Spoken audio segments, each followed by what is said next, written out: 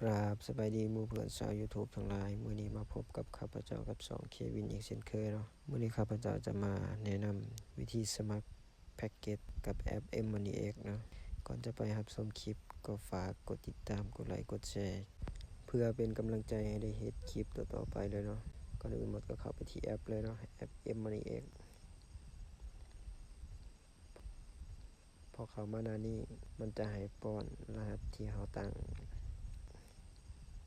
อันนี้มันจะให้ยืนยันตัวตนยืนยันภายหลังก็ได้พอเข้ามาหน้านี้เนาะกดเบิ่งยอดเงินว่ามีหรือบ่มีนี่จะมีอยู่ 40,000 บาทเติมเข้ามาให้เข้าไปที่บริการโทรคมและก็ให้เลือกเครือข่ายที่ทุกคนใช้เนาะข้าพเจ้าใส่ลักเก็ตก็จะเป็น T-Plus แล้วให้กดมาที่แพ็กเกจอยู่นั่นก็จะป้อนหมายเลขโทรศัพท์ที่เราจะสมัครแพ็กเกจเนาะตามด้วย20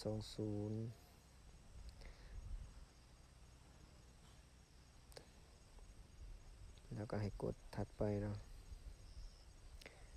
เลื่อนขึ้นเพื่อเลือกเบิ่งแพ็กเกจที่เราจะสมัคร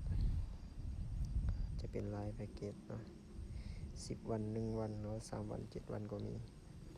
แต่ที่นิยมกันหลายแล้วก็น่าจะเป็น10 วันนี่แหละ10 กิก10,000 10 วันเนาะราคาพระเจ้าจะกดที่10 กิกเนาะ10 กิก 10,000 10 วัน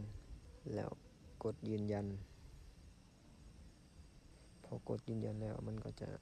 เติมให้เราเนาะแล้วมันจะมีข้อความส่งมาให้นี่ก็จะเป็นรายละเอียดเนาะรายละเอียดที่บอกว่าเราเติมมูลค่าเท่าใดหรือว่าวันที่เดือนปีใดแล้วก็จะมากวดเบิ่งข้อความนะนี่ข้อความมันเข้าแล้วที่เราสมัครไปเมื่อกี้เนาะมันจะส่งมาให้ทางข้อความ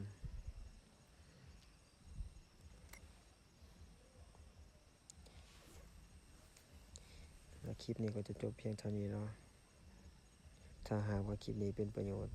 ก็อย่าลืมเนาะกดไลค์กดแชร์กดติดตามช่องเควินเพื่อเป็นกำลังใจให้ได้เฮ็ดคลิปต่อๆไปเลยเนาะขอบใจทุกคนที่รับชมคลิปจนจบ